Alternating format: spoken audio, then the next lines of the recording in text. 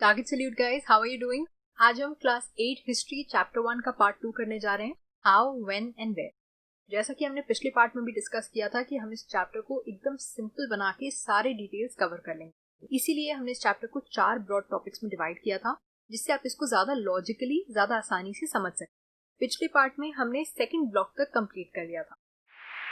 आज हम स्टार्ट करने जा रहे हैं पीरियड्स ऑफ हिस्ट्री से। आपको भी मालूम है, क्लास 6 से आप पढ़ रहे हो कि हम हिस्ट्री को पीरियड्स में डिवाइड करते हैं। इसका एक बहुत ही सिंपल लॉजिकल रीजन है। जब हम हिस्ट्री को पीरियड्स में डिवाइड करते हैं तो उस टाइम पीरियड की जो सबसे मेन चीज है, जो सबसे मेन कैरेक्टरिस्टिक है, हम उसको कैप्चर करने की कोशिश कर रहे होते हैं, उसको समझने की कोशिश कर रहे होते हैं। इसका मतलब हम ये समझना चाह रहे हैं कि उस टाइम पीरियड में सबसे ज्यादा इंपॉर्टेंट या सबसे ज्यादा सेंट्रल फीचर क्या था जो उस पूरे टाइम पीरियड को डिफाइन कर सकता है या जो उस पूरे टाइम पीरियड को हमें समझने में हेल्प कर सकता है। और जो भी टर्म या बेसिस हम यूज करते हैं पीरियड्स को डिफाइन करने के लिए, ये समझने के लिए कि कौन सा पीरियड किस बारे में था, उससे हमें ये समझने में हेल्प होती है कि एक पीरियड दूसरे पीरियड से डिफरेंट कैसे था, धीरे धीरे क्या चेंजेस आए। यहाँ पर हम एक एग्जाम्पल लेते हैं।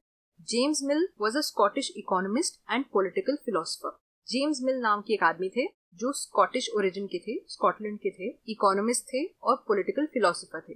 1817 ईयर में उन्होंने एक बुक पब्लिश करी जिसका नाम था a history of British India. बहुत ही बड़ी किताब थी, उसके मतलब 3 वॉल्यूम्स पब्लिश हुए, 3 पार्ट्स पब्लिश हुए। और इस बुक में जेम्स मिल ने क्या किया था, उन्होंने इंडियन हिस्ट्री को 3 हिस्सों में डिवाइड किया था, 3 पीरियड्स में डिवाइड किया था, हिंदू, मुस्लिम एंड ब्रिटिश। उस समय इस पीरियडाइजेशन को एक्सेप्ट कर लिया गया था। उस समय तो वही ब्रिटिशर्स का राज था, तो जेम्स मिल भी ब्रिटिशर थे, स्कॉटलैंड के थे, तो उन्होंने जो पीरियड्स डिवाइड किए सबने वही एक्सेप्ट कर लिया। लेकिन जेम्स मिल ने ऐसा कैटेगराइजेशन किया ही क्यों? मिल ने ऐसा सोचा कि सारी एशियन सोसाइटीज जो हैं, जितनी भी एशिया की कंट्रीज हैं, वो सब यूरोप से कम सिविलाइज्ड। जेम्स मिल के हिसाब से जब ब्रिटिशर्स इंडिया आए तो India was just a land of poverty and superstition. ऐसा था नहीं, पर ऐसा उनको लगता था, क्योंकि वो अपने आप को बहुत एडवांस्ड और मॉडर्न मानते थे। तो उनको ऐसा लगता था कि इंडियन सोसाइटी जो है वो गरीबी और सुपरस्टिशन से भरी हुई है, और ब्रिटिशर्स और यूरोपियंस जब यहाँ पे आएंगे तो वो इंडियन सोसाइटी को प्रोग्रेस करवाएंगे। मिल के हिसाब से only British rule could civilise India. Britishers के अलावा और कोई इंडिया की तरक्की नहीं करवा सकता, ऐसा जेम्स मिल को लगता था। और ऐसा करने के लिए उनका ये मानना था कि it is necessary to introduce European manners, laws and institutions in India. उनका ये मानना था कि जब तक वो यूरोपियन मैनर्स, लॉज और इंस्टीट्यूशंस को इंडिया में नहीं लेके आएंगे तब तक इंडिया तरक्की नहीं कर पाएगा। इसीलिए जेम्स मिल ने सजेस्ट किया कि ब्रिटिशर्स को पूरे इंडिया की हर टेरिटरी को कॉन्कर कर लेना चाहिए, सबको अपने अंडर में ले लेना चाहिए। लेकिन जेम्स मिल का ये जो पीरियडाइजेशन था, ये जो पीरियड्स को कैटेगराइज करने का तरीका था, ये बिल्कुल गलत था। कोई भी एज और पीरियड सिर्फ इतनी सिंपल सी बात पे नहीं कैटेगराइज किया जा सकता कि उस समय जो रूलर थे उनका रिलीजन क्या था, क्योंकि ऐसा करने में हम ये अज्यूम कर रहे हैं कि सिर्फ उस समय जो रूलर थे उनका रिलीजन मैटर करता था और कुछ भी इंपॉर्टेंट नहीं था उस टाइम पीरियड में। पर ऐसा तो नहीं हो सकता ना। पूरे टाइम पीरियड में इतनी सारी चीजें हुई होंगी, उन सबको छोड़ के हम सिर्फ एक ही चीज पे फोकस कर रहे हैं और वो है रूलर का religion, which is not correct. और इस कैटेगराइजेशन में एक और प्रॉब्लम है कि not all rulers at any given point of time were of the same religion. मतलब ऐसा कोई भी टाइम नहीं था जिसमें पूरे इंडिया में सेम रिलीजन के रूलर्स हो। अलग अलग रीजन्स में अलग अलग रिलीजन के रूलर्स थे। सो दोनों रीजन्स की वजह से ये जो कैटेगराइजेशन है इंडियन हिस्ट्री का, ये गलत है। तो जो दूसरे हिस्टोरियंस हैं उन्होंने इंडियन हिस्ट्री को फिर एक नई कैटेगराइजेशन दी, एंशिएंट, मिडीवल एंड मॉडर्न। लेकिन इस डिवीजन में भी प्रॉब्लम है। ये जो डिवीजन है ये कम्प्लीटली वेस्ट से बोरो किया हुआ है। फॉरेन में, वेस्ट में हिस्ट्री को डिवाइड करने के लिए ये तरीका यूज किया गया था। तो कुछ और हिस्टोरियंस ने सेम वही कॉपी पेस्ट कर दिया इंडियन हिस्ट्री में, लेकिन ये गलत है। अब आप कहेंगे क्यों? बहुत ही सिंपल सा रीजन है उसका। वेस्ट में जो सो कॉल्ड मॉडर्न हिस्ट्री है वो सच में मॉडर्न है। मतलब वेस्ट में, यूएस में, यूरोपियन कंट्रीज में जो मॉडर्न टाइम पीरियड डिफाइन किया गया है उसमें वहां पे बहुत ग्रोथ हुई थी पॉजिटिव थिंग्स, जैसे कि साइंस, रीजन, डेमोक्रेसी एक्सेट्रा। तो जितनी भी अच्छी चीजों की ग्रोथ हुई वहां पे वो इस मॉडर्न पीरियड में ही हुई थी। तो वो उसको अच्छे से डिफाइन कर रहा है, क्योंकि मॉडर्न का मतलब ही होता है एडवांस्ड। तो मॉडर्न नाम उस पीरियड के लिए बिल्कुल सही है, क्योंकि वहां पे सच में उनका उस टाइम में एडवांसमेंट हुआ था। वेस्टर्न सोसाइटी में जो वो मिडीवल पीरियड बुलाते हैं वो सच में मिडीवल बुलाया जा सकता है, क्योंकि उस टाइम पे कोई भी मॉडर्न फीचर्स वहां पे एग्जिस्ट नहीं करते थे। मॉडर्न सोसाइटी के जितने भी फीचर्स हैं वो मिडीवल सोसाइटी में वहां पे एग्जिस्ट नहीं करते थे। तो इसीलिए मिडीवल और मॉडर्न नाम बिल्कुल सही है वहां के लिए। लेकिन इंडिया में it is not true. India में जो सो कॉल्ड मॉडर्न हिस्ट्री है वो एक्चुअली ब्रिटिश रूल को डिफाइन करती है, ठीक है। लेकिन मॉडर्न का मतलब तो होता है एडवांसमेंट ना, ग्रोथ। लेकिन ब्रिटिश रूल के अंडर में people did not grow, progress, democracy ये सब कुछ नहीं था। तो जितने भी मॉडर्न फीचर्स उस समय की वेस्टर्न सोसाइटी में थे वो इंडिया की सो कॉल्ड मॉडर्न हिस्ट्री में नहीं था, इसलिए मॉडर्न नाम जो दिया गया वो गलत है। तो इसका सोल्यूशन क्या है फिर? काफी सारे हिस्टोरियंस ने मॉडर्न पीरियड नाम यूज करने के बजाय कॉलोनियल पीरियड यूज करना स्टार्ट कर दिया। तो अब हम समझते हैं कॉलोनियल हिस्ट्री क्या होती है, इसके अंडर में क्या क्या आता है। ब्रिटिशर्स ने इंडिया को कैसे कॉन्कर किया और अपना रूल कैसे एस्टैब्लिश किया, उन्होंने किस तरह पूरी सोसाइटी और इकोनॉमी पे अपना कंट्रोल जमाया और रेवेन्यू कलेक्ट किया, उन्होंने किस तरह से एग्रीकल्चर को चेंज कर दिया और क्रॉप्स को चेंज कर दिया अपनी नीड्स को सूट करने के लिए। जो चीजें वो एक्सपोर्ट करना चाहते थे अब उन्होंने इंडिया में उसकी खेती स्टार्ट करवा दी थी। जो ओरिजिनल इंडिया के क्रॉप्स थे उनकी खेती बंद करवा दी थी।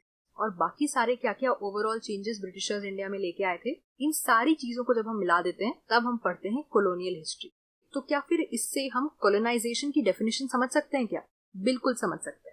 When one country subjugates another country, it leads to many political, social, economic and cultural changes. This is called the process of colonization. इसका मतलब है कि जब एक कंट्री किसी दूसरी कंट्री को कॉन्कर कर लेती है, उस पर डोमिनेट करने लगती है, तो उस सोसाइटी में बहुत सारे पॉलिटिकल, सोशल, इकोनॉमिक और कल्चरल चेंजेस होते हैं और इसी को कहा जाता है द प्रोसेस ऑफ कॉलोनाइजेशन।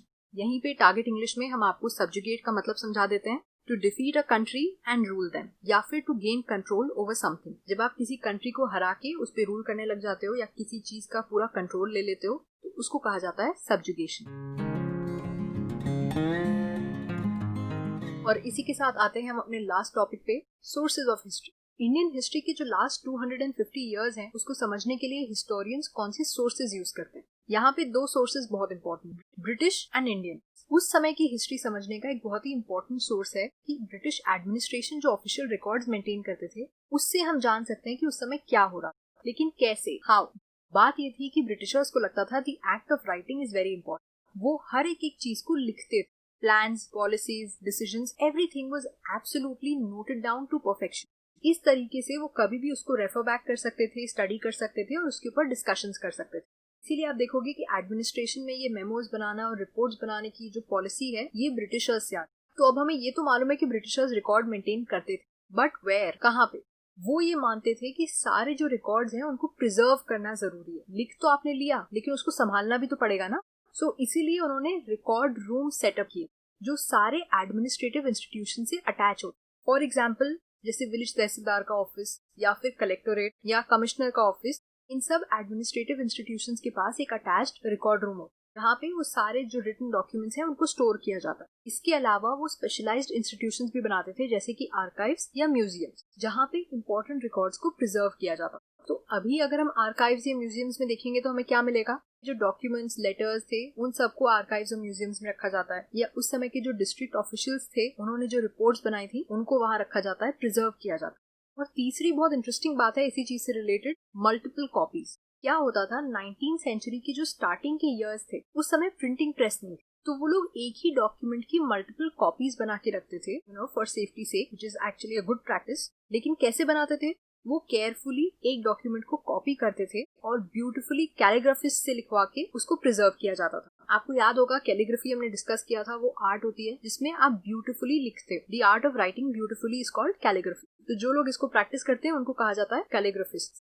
ये बात थी 19th सेंचुरी के अर्ली इयर्स। लेकिन 19th सेंचुरी के मिडिल तक आते आते प्रिंटिंग की जो प्रैक्टिस है वो अब काफी स्प्रेड हो गई। Now people could easily print copies, तो हर गवर्नमेंट डिपार्टमेंट के लिए मल्टीपल कॉपीज प्रिंट करके रखी जाती। तो इसीलिए जो अर्ली 19th सेंचुरी की डॉक्यूमेंट्स हैं वो हमें कैलीग्राफी के फॉर्म में मिलती है, लेकिन जो लेटर डॉक्यूमेंट्स हैं वो सब प्रिंटेड है। यहीं पे हम जान लेते हैं something which is good to no.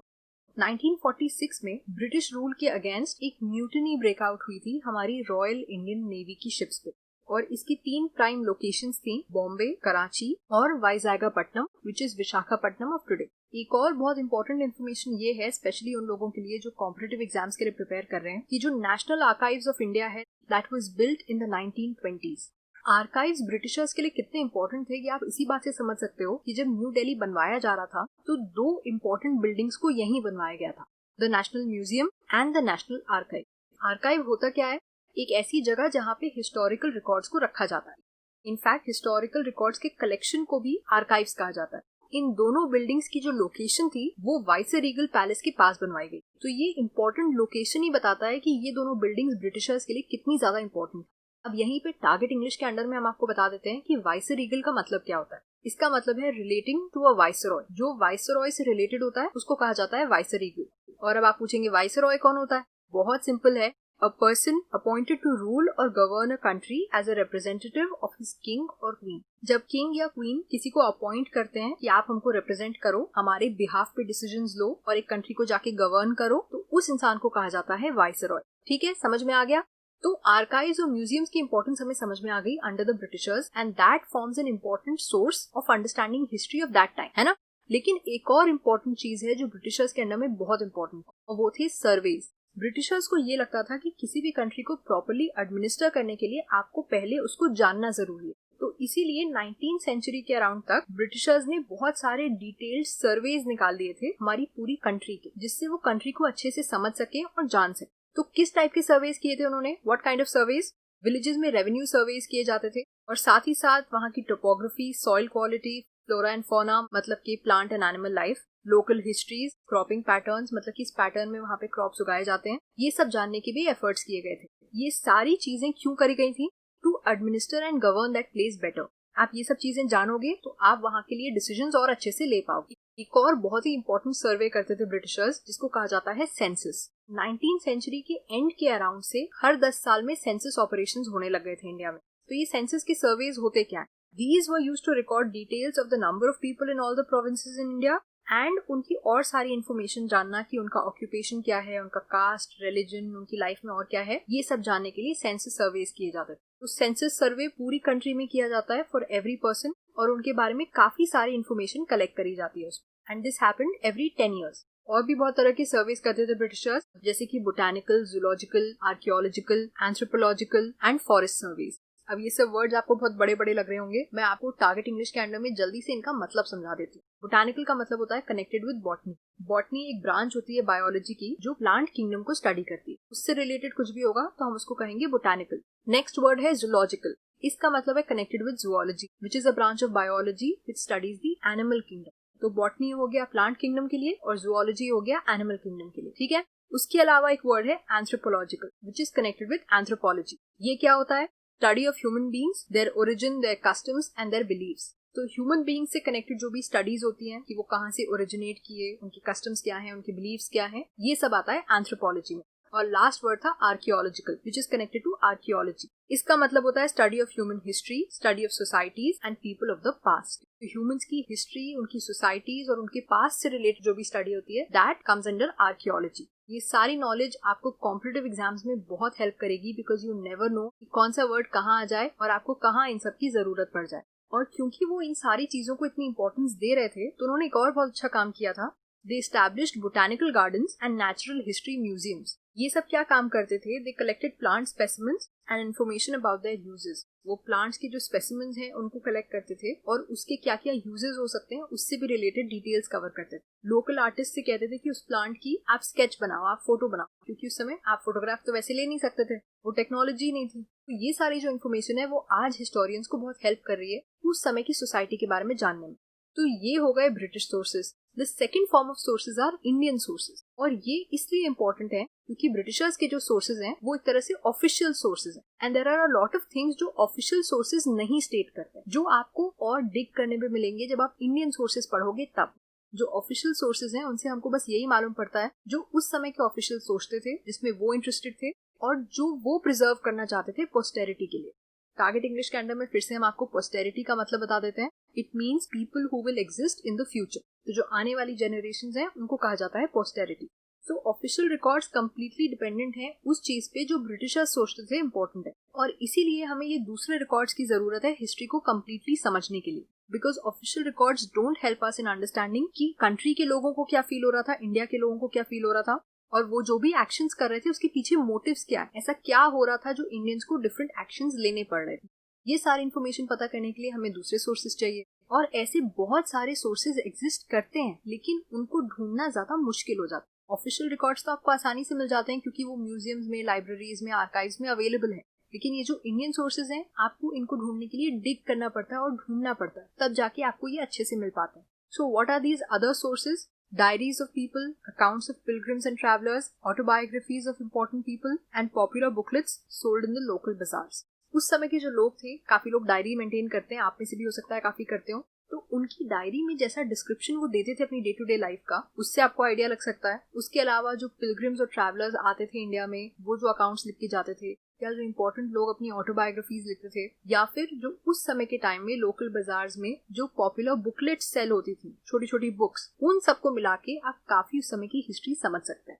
अब इसी पॉइंट ऑफ टाइम पे टारगेट ट्रेजर के अंडर में मैं आपको बायोग्राफी और ऑटोबायोग्राफी के बीच का डिफरेंस समझा देती हूँ. ये दोनों वर्ड्स आपको काफी बार दिखे होंगे, लेकिन आई एम श्योर आप में से काफियों को इसके बीच का डिफरेंस नहीं मालूम है, कौन सा वर्ड कब यूज करते हैं. बायोग्राफी का मतलब होता है the life story of a person written by someone else. जब कोई और हमारी कहानी लिखता है तो उसको कहा जाता है बायोग्राफी. लेकिन जब एक इंसान खुद अपनी कहानी लिखता है तो उसको कहा जाता है ऑटोबायोग्राफी. ठीक है, क्लियर?